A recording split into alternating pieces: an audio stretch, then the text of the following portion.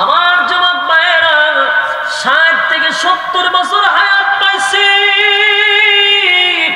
অনর্থক কারণে সময় নষ্ট করতেছি, বেহুদা সময় খরচ করতেছি, যেমনে মনে চায় এমনে চলতেছি। একবারও কি ভাবলি না আমার মালিক তোরে অনর্থক বানায় নাই, অনর্থক বানায় নাই। আপা হাসিবেতুম আন্নামা খালাকনাকুম আবাসাও ওয়া আন্নাকুম ইলাইনা লা তুরজাউন। অনর্থক মালিক বানায় নাই, একবারও ভাবলি না আমার মালিক যে ইবাদতের জন্য বানাইছে। ওয়ামা খালাকাতুল জিন্না ওয়াল ইনসা ইল্লা লিয়াবুদুন। আমার মালিক তো তোরে বানাইলো ইবাদতের জন্য, ইবাদতের জন্য। সমস্ত মাখলুকাত করবে তোর গোলামি, তুই করবি আমি আল্লাহর গোলামি। সুবহানাল্লাহ।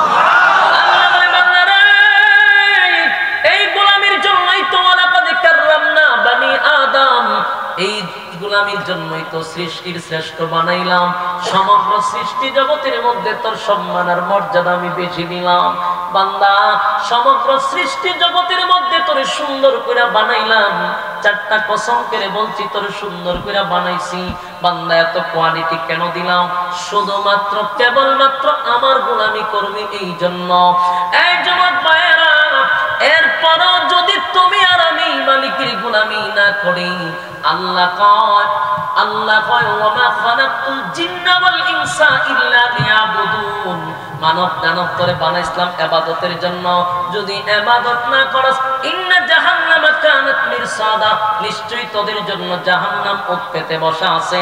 আল্লাহ রাব্বুল আলামিন বলেন বান্দারে একটা বারের জন্য তুই শুধু এতটুক ভাবতে থাক, আমি আল্লাহ কিন্তু পাই পাই করে সময়ের হিসাব নিব। যেই সময় তোরে দিয়ে পাঠাইছি হায়াতের জিন্দেগিতে যতটুক সময় মালিক আমারে আপনারে দিল, সেই সময়ের হিসাব কিন্তু আল্লাহ নিবে পাই পাই করে। সেদিন আল্লাহ হিসাব নিবে, ইনসাফওয়ালা বিচারক হবে, বেইনসাফি বিচার করবে না। সেদিন বলুন মালিকের কাছে কি জবাব দিব?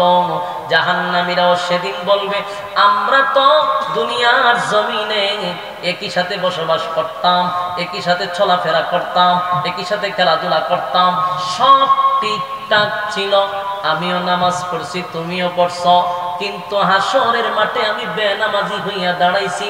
কারণ আমার নামাজ ছিল তামসার নামাজ। আমি নামাজ পড়ে মসজিদের টাইলস দেখতাম, নামাজ পড়ে পড়ে ফ্যান গনতাম, নামাজ পড়ে ক্যালেন্ডার দেখতাম, পিছনে কে আসছে সেটাও দেখতাম। এই তামসার নামাজ পড়ে আমার জীবনটাকে আমি ধ্বংস করে দিছি।